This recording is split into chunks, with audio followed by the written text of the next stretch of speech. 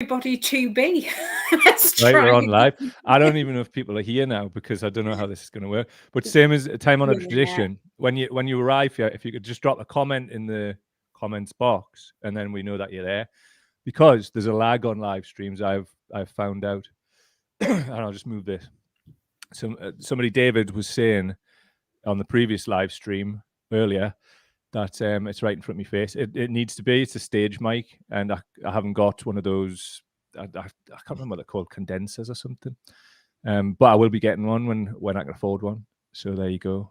I've just got all the stage stuff. One person's here. Let us know who you are, please, so we can carry on with this, because of I think it's about a 1 to 2 minute lag of people joining the stream. 3 people.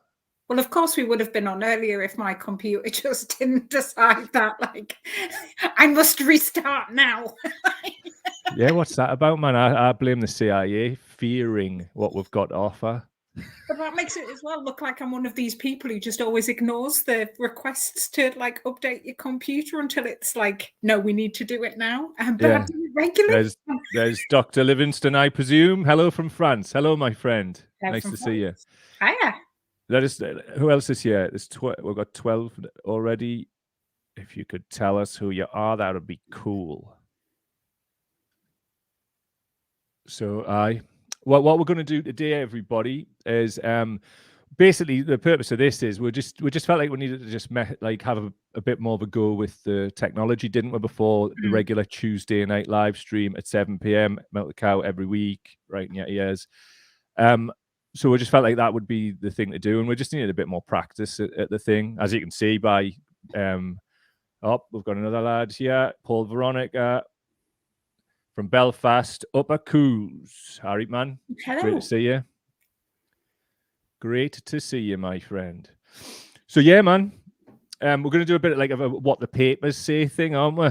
Yeah, because I think what we'd kind of talked about was, there's we've seen like a few, like kind of mainstream programs that do things like this. They look at the papers and look at the headlines, but actually, really, all they're doing is just kind of reading out what they're saying, and there's very little questioning of maybe kind of like what's in there as well. So we've got a bit of a selection for people today just to look at what's been saying, and I think it's safe to say there's a bit of variety in there, but yeah, just a bit.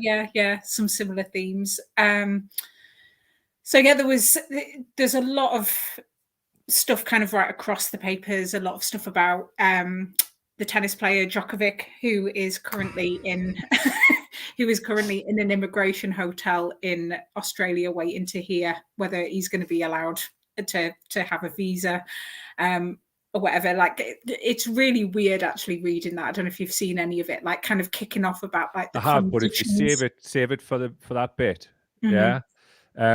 Because I just got a few more people here. Paul Veronica's here. Hope there's some serious fucking Tory bashing here. Missed you guys. Right back at you, mate. And on the Tory thing, we got you. Well, it is us. So I don't think we can really help ourselves. Respect is due from Whitley Bay. Excellent. Tyneside Riviera in the house. Paul Elliott. Definitely represented. Happy days, Paul. Aye, happy days. Just a little bit of housekeeping before we start the whole what the papers say thing. If you're watching this on Facebook, if you could go here, and I'll put the banner up. If you could go to our YouTube channel, which is youtube.com/Cow Daily, not to be confused with the old Milk the Cow YouTube channel, which I'm in the process of like getting deleted and whatever. This is where it's at, this Cow Daily one. Reason being is we want to get the channel monetized as soon as possible, because obviously it helps with elevate things and obviously have another stream of income where we can actually develop this as a proper media company. So if you could swap over to the YouTube channel while you watch this, that would be top. Reason being is you need 1,000 subscribers, which we've got more than that and have had for a while. But you also need 4,000 watch hours, like cumulative. So what that would mean is if 4 people watched for 1,000 hours, then you see the multiples I'm going for here, So if you could do that for us, that would be really appreciated, because they all help. and it all adds up. So if you watching this, watch us for an hour, there's an hour, 40 people do it, on, you know, so that would be very much appreciated. Cheers. Alice, would you like to take us through what the papers say? What's the first thing we're going to talk about? Well, I think there's a couple of things before we go into like the individual headlines. There's a couple of things which seems to be kind of quite common. The Djokovic story of the tennis player who's currently in an immigration hotel in Australia. He's got like supporters outside the hotel and everything. There's like protests going on. Basically, there's been questions over his like medical exemption for the vaccine there. So there's lots and lots of kickoffs in it. His mum and dad have been outside the hotel quite a lot as well. And been very vocal about this, basically like going on about the conditions, but there's been very little kind of talking about the people who are actually in this hotel. There are, there's refugees. There's been loads of like controversy in the past about the conditions that people are actually in there. So are you still there, by the way? I am. It's just I want to. Sorry, Sorry, that was really disconcerting. Sorry, I'm back. It's just all it was. It was like I just thought I'd do some vision mixing, but also David's posted this. That's like there's although I hear Gates says get more rule. Are you sure it's on Facebook, David, and not YouTube? Because I certainly didn't set that up. So yes, that would be nice. If you could just clarify that for me, because if there is something like that, it's not us. So never mind. Zoe's saying she did get the notification for this stream. Brilliant. Really pleased to hear it. If you just keep talking, mate, I'm just going to stick you on full screen. Just as long as I know you're still there. I'm definitely still here. Don't worry about that. So there's been stuff going on for ages about these immigration hotels in Australia, and particularly about the treatment of refugees. And then there's been outbreaks of COVID and things like lice as well. And that has all kind of been ignored a lot by kind of mainstream papers until a very famous tennis player has ended up in one of them. So there's lots in the papers about that. There's loads of stuff about Kate Middleton turning 40, and she had some photographs taken. I don't know. That seems to be a popular story at the time. And I'm not really sure why. Maybe it's just me. So we've also got the going on to like the mainstream headlines. We've got the Sunday Times and the Observer going with some really similar things. So we've got the Sunday Times, which is their headline is "End free lateral flow tests," as we live with COVID. And the Observer is going on about like end mass jabs and treat COVID like we do the flu. That second one, I found it a bit misleading because I was just a bit like, oh, what's all that about? This ex-vaccine chief, saying that we should be doing that. I think what he's saying is that we need to, at the minute, a lot of the research has been about antibodies, and we need to look at, kind of some urgent research into B cells and T cells to create vaccines for like medically vulnerable people. I mean, obviously there's concerns. This has come off the back of like 150,000 of people, and well, actually more. We just passed that total yesterday, 150,000 deaths, didn't we?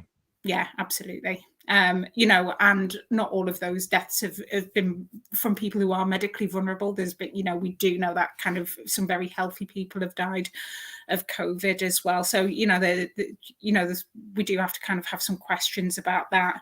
But the phrase, and I don't know if you keep hearing it as well, the phrase like that I keep hearing is about how we have to live with COVID. And I think like everybody would agree that yes, we do.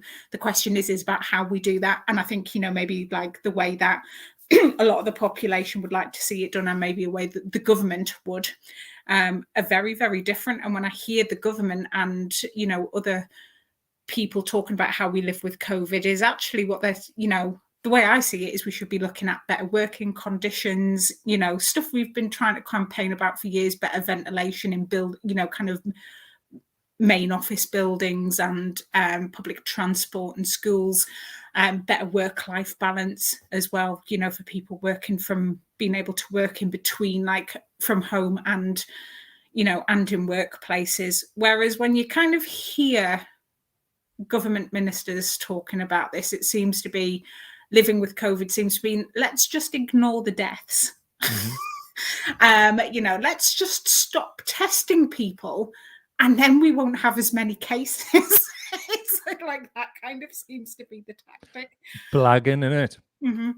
Absolutely. I work in an area where people are really, really struggling to get hold of lateral flows and get PCRs at the time. Yet at the same time, the stats for this week is that the cases of positive COVID cases has gone up by 110%. That's bearing in mind there's a portion who haven't been able to test at all. Wow. So, you know, that's like over 3,500 cases that we know of, which has obviously been like between Christmas and New Year, which we always knew it was going to go up then anyway. I wasn't quite expecting it to be that much. And yeah, it's this thing of like, well, oh yeah, well, you know, some people have died. Let's get on with it. We're all a bit bored of this now, and let's go back to normal. And you know, as we were saying last time, it's like actually normal is what was killing a lot of us for different reasons. None of us want to stay in this current situation. We're not saying about people being locked up forever, you know, and kind of living in such isolated conditions and really, you know, having their businesses really, really struggle as well. Is like actually that's what needs to change in order for us to live with COVID. But they seem to disagree. Yeah. Understood. I mean, for me, it's like who's going to live with COVID? Like it's all different for different people. I mean, as we spoke about last time, you have the so-called underlying health conditions, so it's a very different ask for you than it is for somebody else. Also, given my checkered health record of the past few years, I'm not convinced that I would survive it either. You know, it's like I'd barely seen a doctor until I was like in my late 30s. So it's like when people are saying that, you need to realize that like that could be you in a year's time and there's no protections or safeguards and it was just let off the leash. Because I absolutely understand, right, that I'm sick of this, you're sick of this, we're all together in being sick of this. But what this reminds me of, the Tories' approach, is, do you remember like George W. Bush on the aircraft carrier with the whole mission accomplished banner behind him? And the war went on and on and on for years. Long after he wasn't the president, it was still going on. How many presidents since him? Obama, Trump, Biden. So there was 3 presidents where there was still that war going on, yet mission accomplished. So I think this is what the Tories are going to try and pull, and just rely on people being complicit in it, because they're, as you called it last episode, heart sick. We're all in the same boat there, but we'll have to be really careful about what they're about to pull. The acclaimed journalists like Dan Hodges and others today have started being anti-NHS. We've got to stop calling them heroes now and all of this. Meanwhile, like a couple of years ago, they were clapping like performance seals on the back step. And we were the ones getting shit because we were saying, don't do that. Make sure you're around when they need a pay rise. Then you can start like putting their energy into that. Yeah. Sadly, I think that's the way it's going.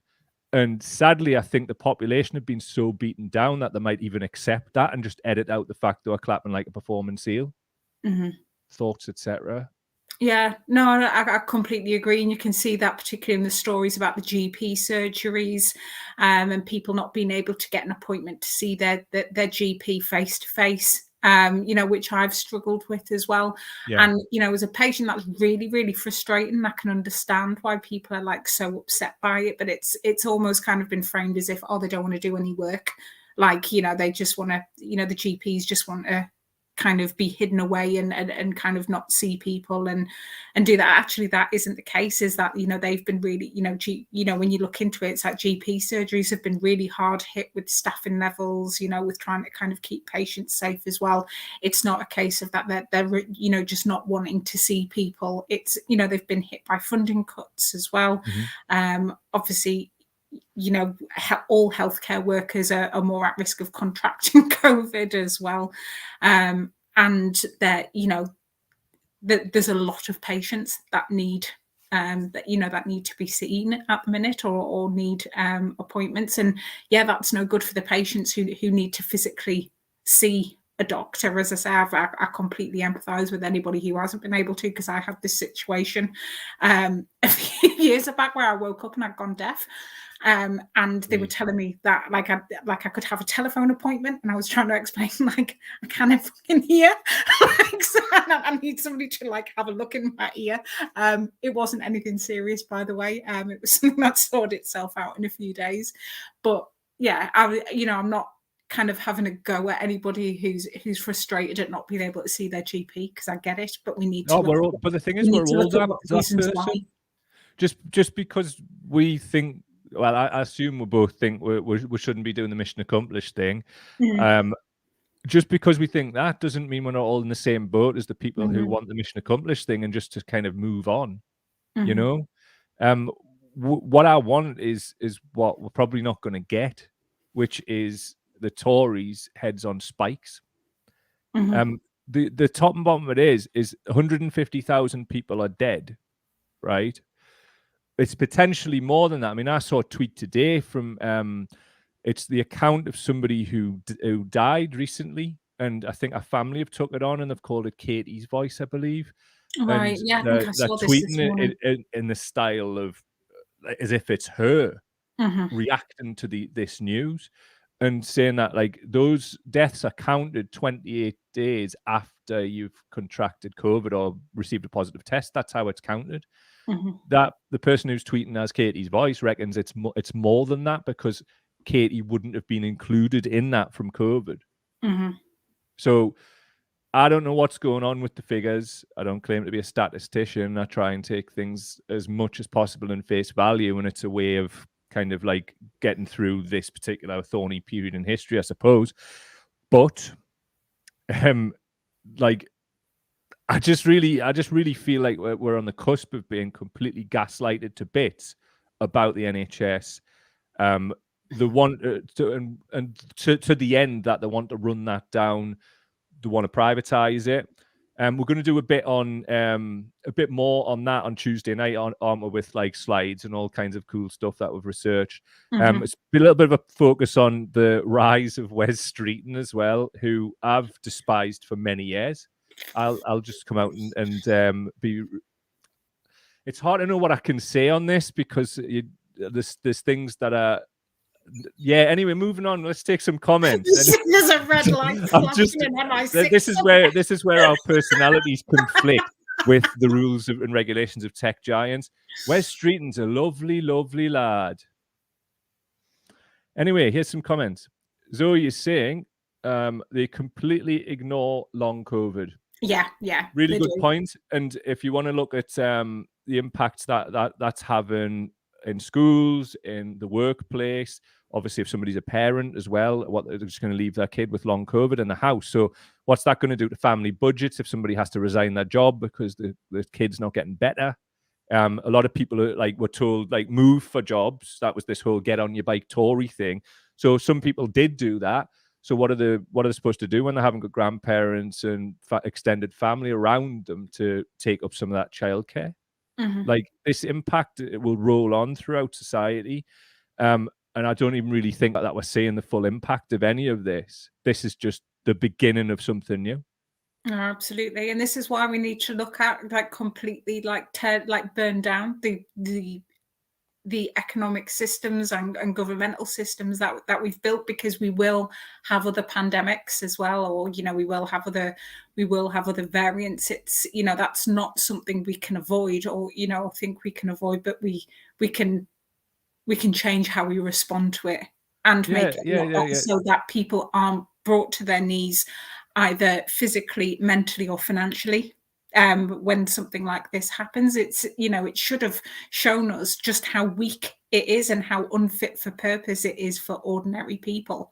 And it should be ripped apart straight away. But that's not, you know, that isn't what they want, because it's always worked for a very few selective people who don't want anything to change at the end of the day. And that's, you know, when I've looked at like the Times and the Observer, that's all about, like, you know, these conversations about, you know, moving forward, moving on from COVID, which is all very well and good, but not in the middle of a week where we've had like a state of, you know, a critical situation, like announced at different hospitals where the army has been called in. Oh yeah, well, this is the thing. I mean, that Dan Hodges, who writes for the Daily Mail, he was come out with more of his disingenuous bullshit, and he's basically saying like, oh, you know, all of the predictions that they gave about Omicron, it's all wrong. And I simply replied to his tweet and just said, the government called in the army. Like, is this now so normalized that like this isn't seen as like as a problem? The army shouldn't be nowhere near the NHS. No, absolutely. They shouldn't have to get involved in that. And, you know, that's going back to the thing at Christmas as well, where they were talking about the Christmas #1, which was like Lad Baby. Mercifully, I can say I managed to avoid listening to the song, but like it was like all proceeds of it went to the Trussell Trust, I think it was, which is like the food bank charity in the UK. And quite a few people pointed out how, like, you know, back in the 80s we had, like, you know, Do They Know It's Christmas, which was to raise money for starving people in Africa. And then this year in the UK, the Christmas #1 was to raise money to feed starving people here. And you know, I kind of I do struggle with kind of comparisons like that, because it's like, oh, is it all right that people are starving in Africa? Obviously, no, it isn't. You know, but that you know, that doesn't stop Bono screeching, tonight, thank God it's them instead of you. Through it. Well, this is the crack, and like I think like this is the like one of the things that's beneficial of being our age. We've seen like a few different like cycles of certainly government, but also like charity and what's acceptable. Food banks are a failure of government. Absolutely. Like, they should never be like put up on a pedestal, and in terms of like a necessary part of society. They should be rendered unnecessary. The people who volunteer there, I just think they're absolutely beautiful people, saints, and it's important to delineate between the food bank as an entity and the people who make it what it is. Yeah. Those people should be being employed by the government, local government, whatever it is. If there's such an exacerbated level of poverty that food banks are required, it should not be coming from donations from the general public. And what we shouldn't be having is politicians, any politicians, but particularly Tory ones, posing for photographs outside of said food banks, smiling, you know, which we've seen several examples of that, as if, you know, it's like, no, you've literally kind of created this. And I think I heard somebody make a comparison that watching a Tory posing outside a food bank is like having Fred West advertising patio furniture. It's like there's something really, really sinister about it, like that. They're like, oh yeah, isn't this brilliant? Like to try and fill a gap which has been caused by a situation that they have been creating for decades. Yeah, I understand. I mean, it's quite dispiriting and quite disheartening what people are being conditioned to accept as normal. I don't understand it myself, but you know, it is what it is, I guess. Just while we're on here, if I've been finding out what live stream people say. If you could share the stream, that would be fantastic. Like on there, comment, do all that good stuff.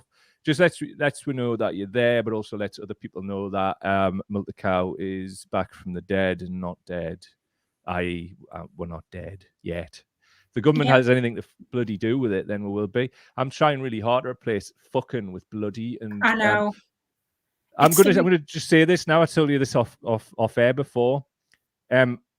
Tech giants don't like the word that begins with C, so I'm trying to substitute it for Fraggle, which doesn't have the same impact. But when you hear Fraggle, think cunt, because that's what I really want to say, because sometimes that's the only word. So I think I can get away with saying one of them because we're 24 minutes in. I found out if you say it in the first 5 minutes, then it's a problem. So just something to bear in mind. We're really trying to clean up how we would normally talk, like in a pub or something. I know. I feel like I'm like talking to like my nieces and nephews that way, or when I know that they're around when I'm talking to another adult, and I'm like, I kind of keep going. Yeah, totally, innit? You know, the flipping, the flipping silliness of the politicians. It's ridiculous, and you know me, I swear like an Irish navvy, and what with this being of Irish extraction, that's probably part of it.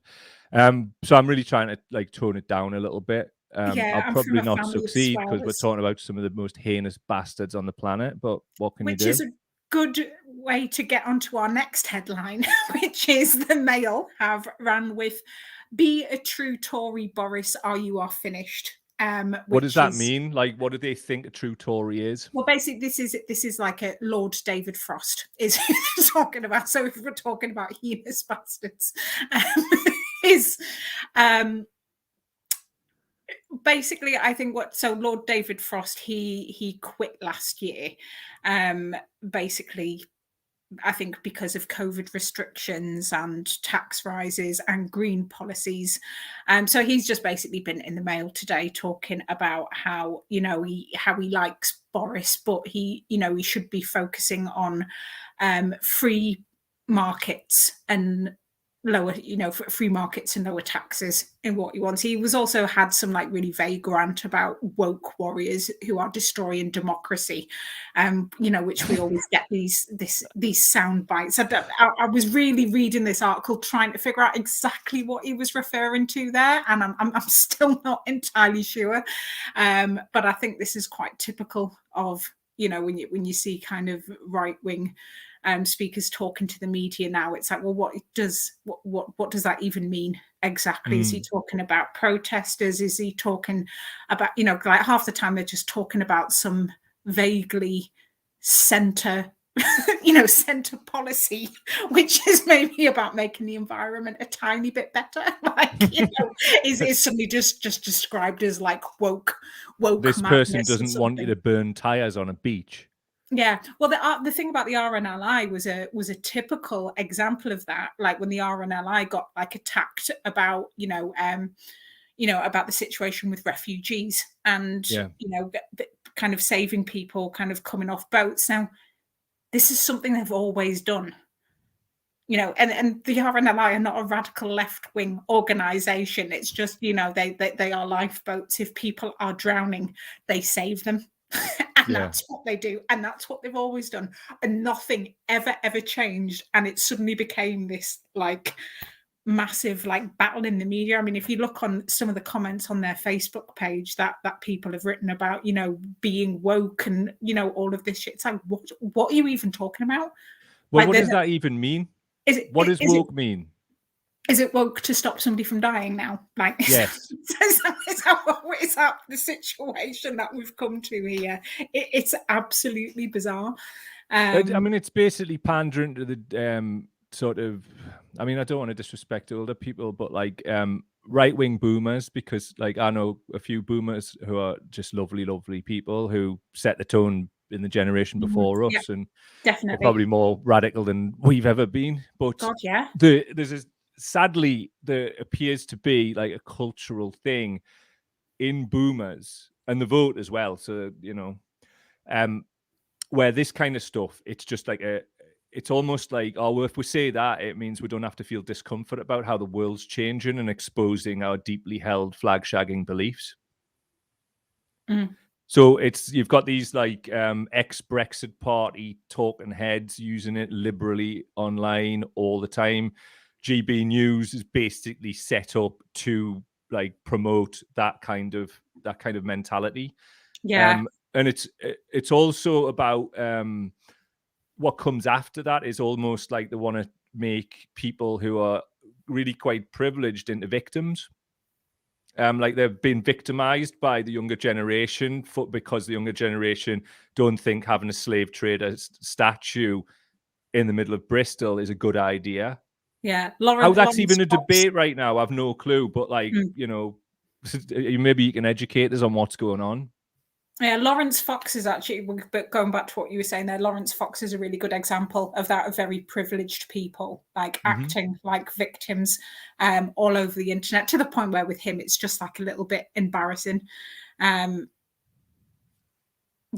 I don't know if you follow him on Twitter and some of the things that he comes out with, but it's that whole thing. He keeps using that word woke all the time, and I don't think he really has any idea what it means, because who does really? It doesn't really. It's just another soundbite that we keep hearing thrown out all the time. We'll have somebody here who has a definition for you. Baldy not. Woke is me getting a notification you're live and getting out of bed and making some tea. Good morning. Hiya. But I honestly I don't know what it means. Like, it seems to be interchangeable based on like the needs of somebody not wanting to address any kind of like issue that's happening at any given time. So like, to generally discomfort that people don't want to face like the long and checkered racist history of Britain. They don't want to look at colonialism. They don't want to look at the legacy of colonialism and the slave trade. You know, you look at people in Bristol. The people in Bristol, like, are some of the most whatever word one use, progressive people in Britain, right?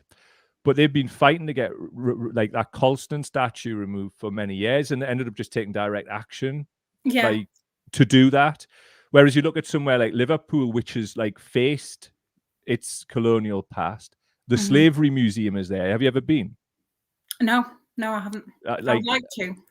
Well, I went many years ago, but like, it just made us like upset. Obviously, like you're saying, like the reality of it, the shackles, this kind of stuff.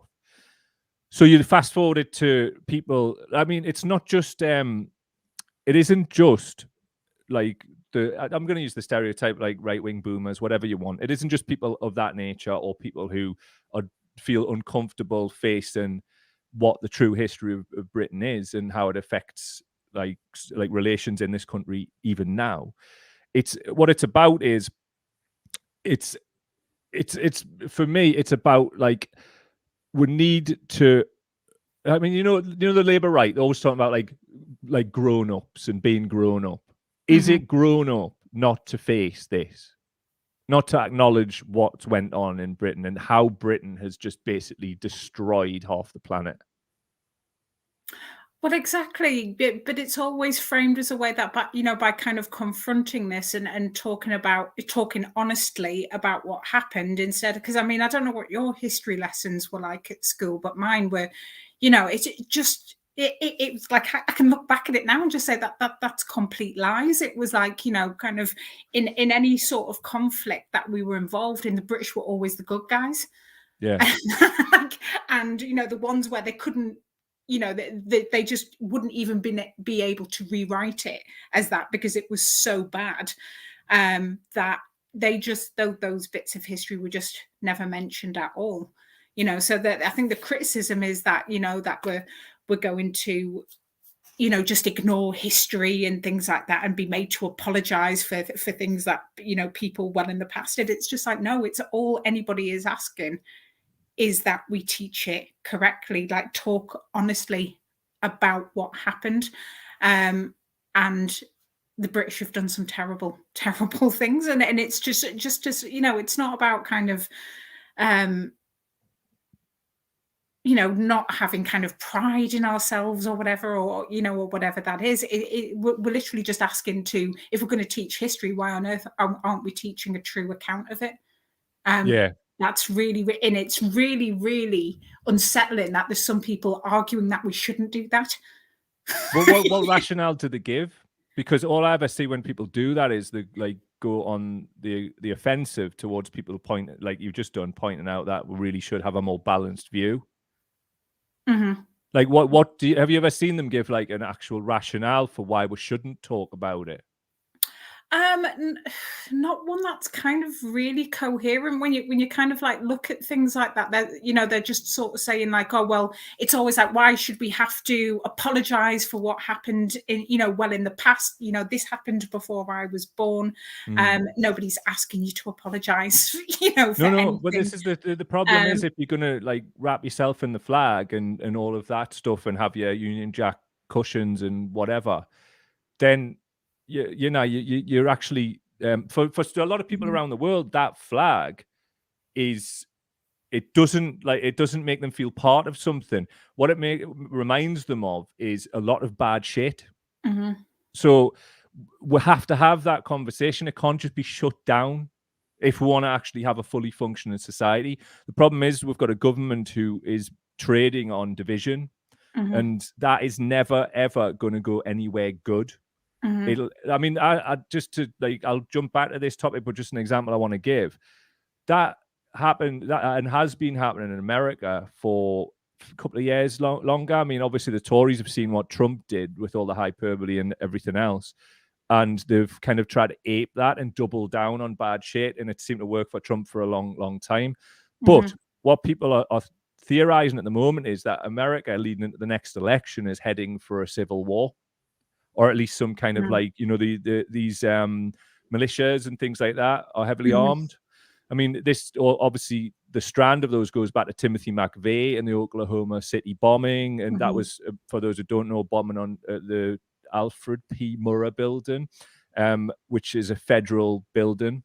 So their hope was that they would start off some kind of like race war or war against the government. And in some militia circles, especially the far right ones, McVeigh is seen as an American hero. What I'm bringing it back to the point of like this in the UK, where do people think this is going to end? Like everybody being whipped up along divisionary lines. People are just going to not take this shit eventually, and they're going to snap. In what way though do you think? And I think that's what's worried me. Is it going to be something that where people kind of actually do retaliate against this government, or do they retaliate against each other? And I think that's what really worries me. I think, and sometimes I can't really call it. Well, the thing, as you know, like crowd psychology, it can just go either way, can't it? So let's picture the scene. There's a massive protest. That's a peaceful protest called in London at some point about some like really hot topic, or a coalition of hot topics, just like around one thing. Things go south within that group, and then all of this like feelings that people have been feeling for a long time now, pent up, and they're worried about how they're going to be able to eat, or they're choosing between heating and eating, and all of that's being normalized, like food banks have been normalized. Those things, like a lot of people, like when they go to food banks, they feel embarrassed. That's what a lot of like food bank workers say, or people who've been to food banks. They're like, where does that go? Especially for men. Like the male ego is a potent thing, like directed in the wrong way. If people who've always like sort of had a reasonably decent life, or like they've been able to like afford a pint or whatever, and they felt comfortable and whatever, so all of a sudden during the COVID era they've had to use food banks when it wasn't for people like them. That male ego thing can be a real bad thing, especially if they've had to tell like people around about them that I'm going to the food bank now. And that's just one example of many.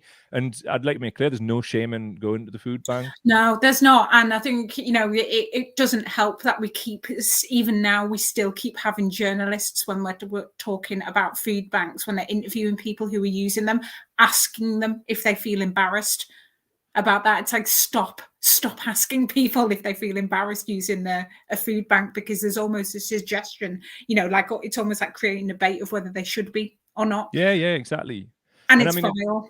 I mean, you can't keep shaming people and expect them not to react. Now, sometimes that like manifests with men, especially, and of course women too. But the male ego I'm talking about in this particular case, as a self-harm thing, or to harm people around them by like a lack of purpose, and I've done it too. I've fully owned that about myself over time. It's when you lose purpose, you lose focus, and you feel like, oh God, where's my next money coming from? I don't feel secure or safe. You can lash out at people, like verbally or otherwise. Like, I'll admit, clear, I've never hit anybody because of it, but I've certainly lashed out verbally and then had to own some stuff later. Definitely. But imagine this: somebody's like completely like bereft, and they could lash out in any way, shape, or form you want. Look at people who like do bombings and things like that. It's not happy people who are going out and doing that, is it? No, absolutely not. No. And that's a real worry, because we've had the Brexit schism. It's still ongoing. And like from the 1st of January this year, we're only really seeing the impacts on the supply chains and whatnot. We've had little bits of it, but this is when the law actually changed. And this is why you're saying that, like, so Liz Truss coming out and saying stuff we'll talk more about on Tuesday night. Yeah. So just in a more global sense, I'm genuinely concerned about what this is going to do to the fabric of society, particularly going into sort of the spring, summer, when people traditionally take to the streets. Well, there was another thing on the programs today as well about in April, our energy bills might be like rising by 700 quid a year. Now, I've already just been hit with a massive bill.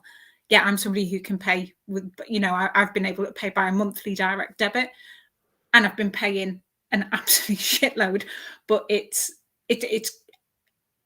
not covered it. So I've been hit with like another £500 bill, and looking again at another hike in April. And I'm just thinking, like, how on earth are we going to cover this? Now, I've been somebody who's been really poor before. I've been somebody who's been sat in a flat with no gas or electricity on before, but I've not been in that, I've not been in that position for a lot of years. And I've always like been really, really grateful for that I have, had enough to kind of cover my bills and things like that. And you think, like, I'm really panicking about this. There's a whole load of other people who are going to be really in the shit, especially when you consider we do have this, like, we still have this, well, a poor tax, really. An example being prepaid meters, that people, people who are the people who can afford it the least, paying the most. Prepaid meters pay more for their energy than people like myself who pay by a direct debit or pay their bills quarterly as well. It makes no fraggle sense. Is that what we're saying? I don't know. Whatever the word is. whatever the cleanup word is for cunt. Basically. Sorry, Mark Zuckerberg. But here's the thing, right? It's like you mentioned the sort of the bills, and I mean, if you live or you move into an area which is like low on the socio-economic scale, it's like mixed poverty, whatever, it's much more likely it's going to have a prepaid meter. So whether you have like had debt or anything like that before, you're moving into those areas and you're going to be penalized, and it's really quite hard to like have that removed there, like the prepay. No, it is. I had one when I've moved into my house as well. There was one here, and that was a nightmare to try and get it out as well. Exactly. So it's just I mean, this is happening more and more and more, isn't it? I mean, the COVID era has been that too. I mean, a lot of people weren't getting anything at all from the government. Furlough scheme was like not for them, so they haven't got any savings left. Meanwhile, house prices are going up and up. That can't last. No. I mean, I hate to be the prophet of doom, but it's just reality. Like, we're staring down the pipe in this country, more so England than any of the other countries in the British Isles, where this shit is going to blow. And I think it's going to blow really badly. People want, like, historically, when revolution or like the effects of like a bad time in the economy hit the middle class, then what happens? Like, revolutions occur or big insurrections or whatever. Now, you look at America. Why do you think that like people are downplaying what it was, which was an insurrection? Like, there was a documentary on the BBC recently called 4 Hours in the Capitol or something like that. It's on iPlayer anyway. Now watch that, and it's got like all of this like amalgamated footage from different outlets. And these motherfuckers wanted to take over. They wanted to, like, it was what it was, an insurrection. So my question, as I say to you, is like, why do you think that's being downplayed? That, like, people are saying that's not what it was at all. Oh, because well, you've got just world theory, you know, that it's tell us what that is. It's an interesting so just concept. world theory is just basically where people will we all do it to an extent, but say a bad thing happens, particularly if a bad thing happens to another person, and that they've done studies about this where our minds tend to kind of go a little bit to the person who was the victim of that must have done something that made that happen. So an example that they've shown of that is that they've shown people, two groups of people, a video of a collision between a car and a motorcycle. Now, in one group is told that the driver of the car is more seriously hurt than the cyclist, and the other group is told that the cyclist is more badly hurt. And then they ask them which one do you think was at fault for that accident, and actually what people tend to go for the victim, the one who was more badly hurt, and say that they tended to that they must have done something, you know, to have caused that to happen. So you can apply this to like when people are sexually assaulted. Yeah, people start. I mean, absolutely. And it's, you know, they've kind of looked at what kind of why. I don't think they really have a definitive answer, but as to why people do that. Now, part of it is almost like a self-preservation thing, because if we say that actually that person did absolutely nothing, then that's terrifying to us, and then that thing could happen to us as well. It's this person must have done something, and then I cannot do those things, and then that won't happen to me. I think with the capital rights, you know, there's maybe an element of that in there that, you know, people are kind of looking at that going, oh, well, that would never happen here because, you know, we don't do, you know, we don't have the same conditions and stuff, which to some extent is true, in terms of like gun ownership and stuff like that. But I think as well is, one, it's how it's reported as well. You know, I do think it's how it's reported by papers. With the Capitol riots in particular as well, there has been loads of questions asked about whether there were Congress people involved in that. Marjorie Taylor Greene and people like that. Yeah. Well, there was talk that she was like showing people around the day before, giving them a guided tour. Yeah. And, you know, so there's been stuff like that. And the FBI even came right out and said that like apparently inside the Capitol, it's like an absolute maze. And the protesters went straight to Nancy Pelosi's office, and they knew exactly where it was and how to get to it. And, you know, so it's just like, well, how did they know that? There was also another, I can't remember his name for the life of me, but another guy in there who said that he has an office with his name on the door, but he doesn't work from there. He works from another one usually, with his staff, which is unmarked, and the protesters went there as well. Right. And they went straight to there rather than the one which has his name on the door, which is a bit weird as well. So I think that plays a big part in it as well, is that actually, you know, this wasn't just some random thing that happened. You know, it was very much kind of stirred up by some big names in American politics as well. And continues to be, yeah. And they don't want to be held accountable of that. It's easier for them just to say it was some random thing that broke out, rather than it was, you know, there was lots of politicians who really egged this on for weeks. And if you were following the American election, like they really, really were, you know, when they were kind of, you know, they were so sure that they were going to win, that it was, you know, and then when it looked like they weren't, they were immediately going, it's a fix. They're trying to cheat you. They're trying to con you. You know, they're trying to harm your way of life. And what did they just expect people not to do it, like kind of not to kind of react to this? Of course, something like that was going to happen. My thought with Trump is the only reason he's not in jail is they're worried about what that'll do to America. Absolutely, yeah. There's people batshit enough about him where they'd break him out the jail. Or attack. I mean, this all like sounds like science fiction, but seriously, I like if you look at what happened on January the 6th last year, and like I would invite everybody to go and watch that iPlayer documentary. It is Raj.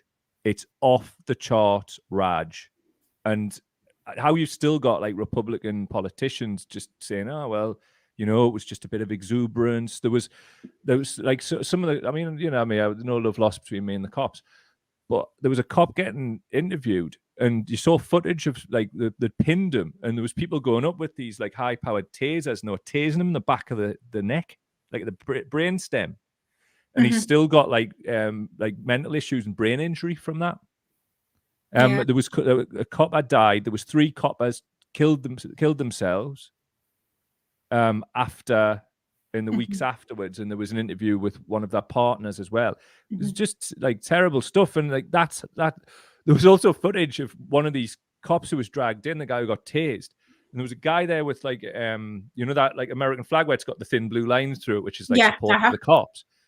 It's on a pole, and he's battering the cop out with this flag. And if that wasn't like an allegory for how dumb this entire thing was, I don't know what is. Yeah, but I think we kind of saw that when stuff like that started happening, when, you know, those they started behaving in that way, that's immediately where you saw people going, oh no, these people, they're not actually patriots, they're Antifa disguised as patriots. Yeah, I've heard that. It's Antifa, it's Antifa who are doing this. It's just like I'm laughing, but I find it terrifying as well, that it's just people got, right, okay, well, this is the spin we're going to, rather than look at this situation for what it actually is, I'm going to just come out with some random bullshit to make this fit my worldview.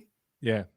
And this is and this is what we're seeing with the Capitol riots, and this is why I'm talking about just world theory as well, and it, you know, cognitive dissonance and everything like that. It's like, okay, this is, you know, what was his name? The failed actor guy who was in Hercules. Oh God! It's just completely. He's on. I'll remember it in a second. Sorry. If anybody knows who that is, put it in the comments. Yeah, I will do. So, yeah, if anybody knows. Yeah, the guy who was like in Hercules and loads of like shit Christmas films as well. Right. He's just gone completely batshit. He, you know, he was like tweeting about the Capitol riots, and he was like, "This is it. We're watching history in the making, and you know, this is brilliant," and everything like that. And then he saw Ian Hobson. It's Kevin Sorbo. Kevin Sorbo. That's who it is. Yes, thank you. And as soon as things kind of took a really wild turn, that's when he started going, oh, this is the Antifas. You know, this isn't one of us. And it was like, this doesn't fit my worldview. This doesn't fit my thing. So I'm just going to come out with this outrageous lie so I can justify what I'm seeing on my screen. Do you know what fucking bothers me about this, just on a sort of lower, like sort of micro level? This is seeping down into like how people like relate to each other.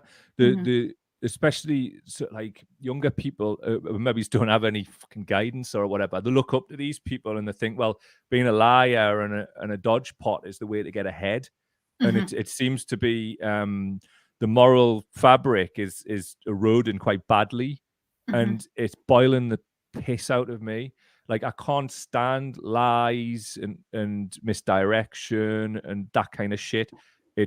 It's, you know, like Marty McFly gets called chicken in Back to the Future and he loses his rag. If you ever want to lose me rag, just lie to us. And if I know you're lying, I'm going to go thermo, because I'm willing to have any conversation with anybody, whoever they are. But you can only do that in good faith. And so I kind of have got to a point in my life where I just see people in 2 categories: people acting in good faith and people acting in bad faith. Absolutely. And that we're seeing a hell of a lot of bad faith stuff. GB News, bringing it back to the original topic, I mean, I think it's good that we went there with America as well, because we tend to be a couple of years behind America. GB News, they are basically being set up and funded by, and I think we should do a whole like breakdown of them on a future show, by some pretty bad people. And why would rich people fund a loss-making enterprise, which is going to maybe lose money throughout its lifetime? I don't know. Because they want to shape the people, the narrative, or what people think, that kind of thing. So they're tending to be doing here is, I think, I've been watching. By the way, I love watching GB News, and that might sound mad, but like, I watch their YouTube channel all the time, and just to see what they're all about.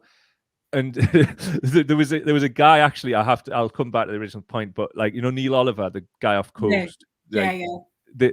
He described him as having like somebody on ketamine with dark session energy. You know, that person that's like always slightly older than you, and he's at the after party, and then he just kind of sucks all the life out of the room until everybody's looking at him, and he's sitting there going, yeah, let me tell you this really dark thing, and I'm going to do it like some utter lunatic while staring at you like that. That really is how it dark session energy, isn't it? Dark session energy.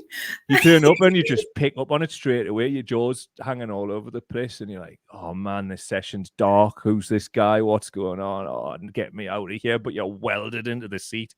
Oh, somebody's given you a bucket and went, "Listen to this." just to put you on a bad one. Hey, we've all been there. Yeah. Maybe we've been the dark session person. Nah, I don't think we have. But this is what I mean. It's like they've got this like cast of characters on there, and they're fucking weird, like weird shit. They've just took Darren Grimes on as well, and he's the dumbest fucker. Like crafty wank. Hashtag crafty wank. Don't go on Twitter and put that in, whatever you do. But like the Darren Grimeses, and then there was some showbiz reporter who's anchoring like one of their main shows from the Sun, and he's just a weirdo, man.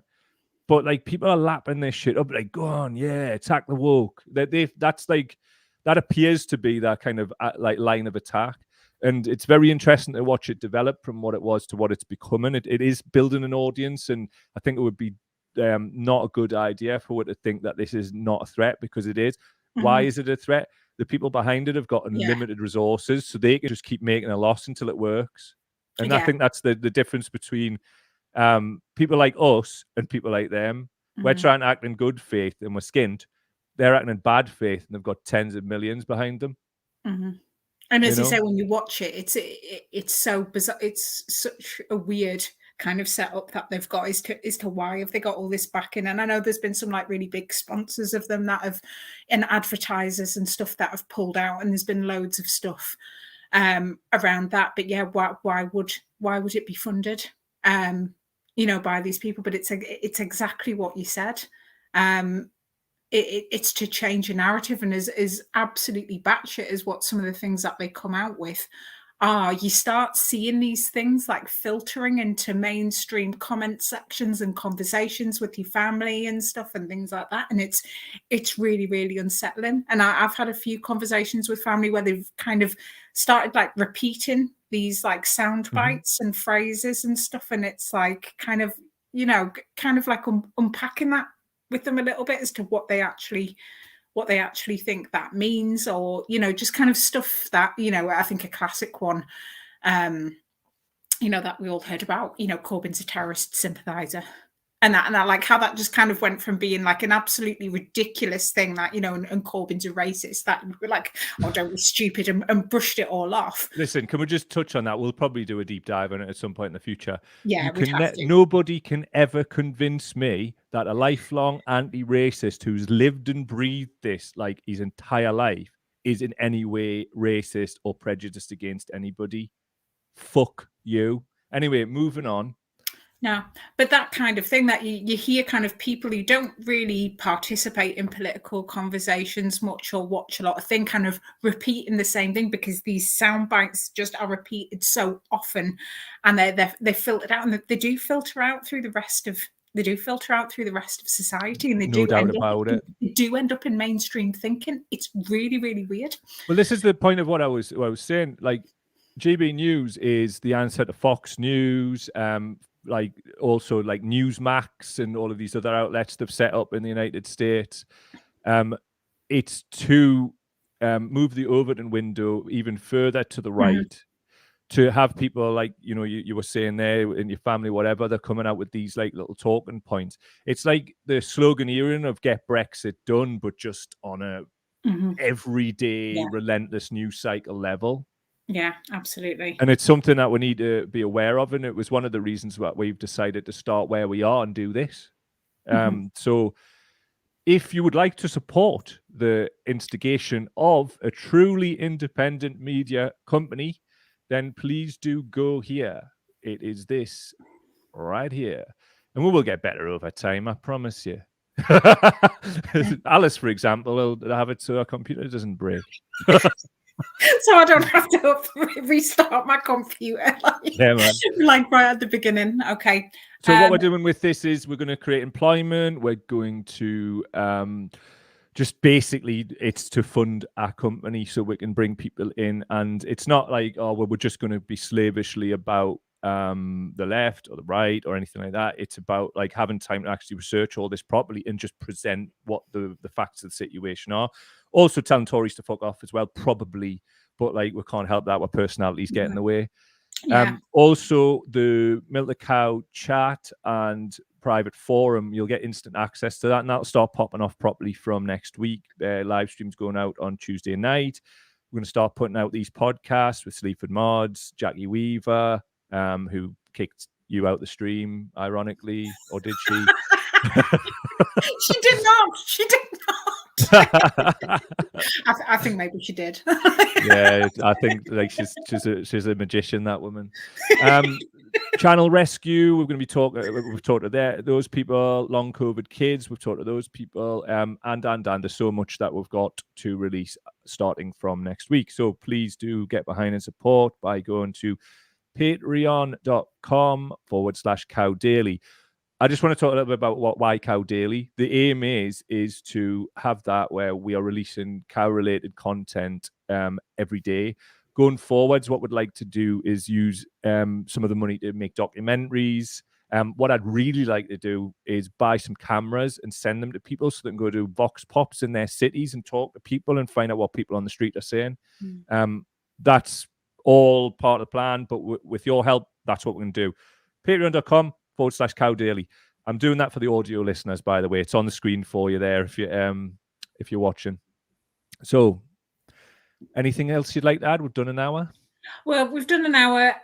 We did miss out on, obviously we've talked some really, stuff about COVID, about the amount of deaths that we've had. We've got, Lord David Frost trying to call out Boris. A bit Liz Truss with Article 17. I tell you what, there's so much we can park up. We'll park it up till Tuesday. I mean, today for me is just about like talking, getting the tech sorted out, and we'll have a lot more bells and whistles going on for Tuesday night there. I think what we can end with is the two most important stories of the day. So the Daily Star went, the Sunday Mirror went with Danny Dyer has quit EastEnders in the midst of all this is happening. This is the main headline. What is that, the front page? Yeah, that's the front page. You don't expect anything from them, really, do you? It's like... And the Daily Star have gone with Uri Geller and the Temple of Spoons. Right, tell us about that. I don't care. We've done an hour. I need a few minutes on Uri Geller. So Uri Geller claims that he knows where the Lost Ark is and that he plans... What, as in Raiders of the Lost... What, the Ark of the Covenant? I think so, yeah. Well, it's in Ethiopia. Yeah, and that he plans to excavate it. So yeah, they went with this whole thing of like Uri Geller's face superimposed onto Indiana Which paper was Jones. this again? And this is the Daily Star that this has gone with. Like it's for a certain market, isn't it? Yeah, it's basically like the National Enquirer, and it's kind of like a slightly classier Sunday Sport. If that story doesn't end with him opening it and his face melting, though, I'm not interested. Oh, way aye. That would be class, wouldn't it? It melts, and then it like a kind of Salvador Dali painting of a spoon emerges with his face on it, and it just melts and bends. No, amazing. But that sounds like something a Dark Session Energy Coast guy would say, isn't it? Let me tell you about the time when Uri Geller's bent like a spoon, and then just boffs another line of Ket off the back of a teenager. We've all been there. Some of us have kicked those people out of after parties, eh? Yeah, but seeing Uri Geller in a K-hole, no, that's not something I want to see it because the world's so fucking mental. I just want to see mental shit every day. I'm so overstimulated by things that only seeing mad stuff, like burn them at the stake or something. Like, let's go back to the medieval times. We're going there anyway. Like, he thinks something that I don't think, just burn him. That's what we're doing. I don't mean that really tech gods? No, it's satire. Well, this is the thing, you're not allowed to have satire anymore. People just take you at face value. There's actually, I've been working on a bit for like these live streams later on, talking about like why people are suddenly all humorless and the psychology behind that. So it's been really interesting to find that out, but we just don't have the time. Please do comment, rate, subscribe. We've got, if you go to the link in the description of this, I've got one of those links for like Linktree, and it's got all of our links there. So if you want to just click through to the YouTube channel and subscribe there, you can do that there. If you want to become a patron and get involved in the new forum and help support new media, please do that. You can see it on the screen, patreon.com/cowdaily. Also, we've set up a Spotify channel. If you're on Spotify and you get your audio podcast there, click on that. This is the first time we're promoting all this stuff is right now, so please go ahead and do it. And also, I'd just like to thank the people who have signed up to Patreon already. Just off the back of the last live stream that we didn't even share the link then, and you've went and done detective work and found these things out. Really appreciate it and really love that, man. It just gives you a bit of heart to realize that we're doing the right thing. So thank you very much. Thank you, everyone. It will be back in your lives properly from next week. Whether that's a good or a bad thing, I don't know, but we'll find out, won't we? We'll find out. Yeah. Thanks very much for your time, Alice. It's always appreciated. No, I've enjoyed it, and thank you to everybody who was commenting as well. It's there's really a few nice. more actually I'd like to put up that we just didn't. I just couldn't like fit in. Iram, hello. I'm about to put the kettle on, but can still hear you in the background. Gan on, Alice. I concur. Well done. I love you. Also, Lauren Screen, taken since you mentioned YouTube channel earlier this long for me to subscribe, but I have. Mint. That was like a really nice benefit of doing this on a Sunday morning. We chose exactly Sunday morning because we knew there wouldn't be that many people about, and we just wanted to get more like au fait with the live, because what people don't see on screen is I've got like a kind of admin panel, and I can move the video around and bring the comments up and that kind of thing. So it looks different from what you see on screen. I think what you see as well, Alice. Yeah, it's completely different. I'm just trying to do more of this. So it's like patting your head and rubbing your stomach, isn't it? It's like I'm trying to do that like for an hour just to make sure that it's all happening. And it's one of the things about if you become a patron, we'll be able to employ somebody to actually do that. So things will improve and get better. But at the minute, we're skint. So this is us. This is what we're doing. Happy days.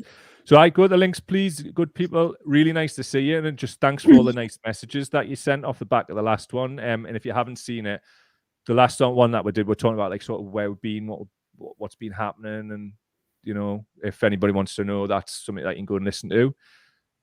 Cheers, everybody. Love yous to bits and all that. Yeah. Cheers, Alice. See you. Bye, everybody. See you later. Bye. Bye now.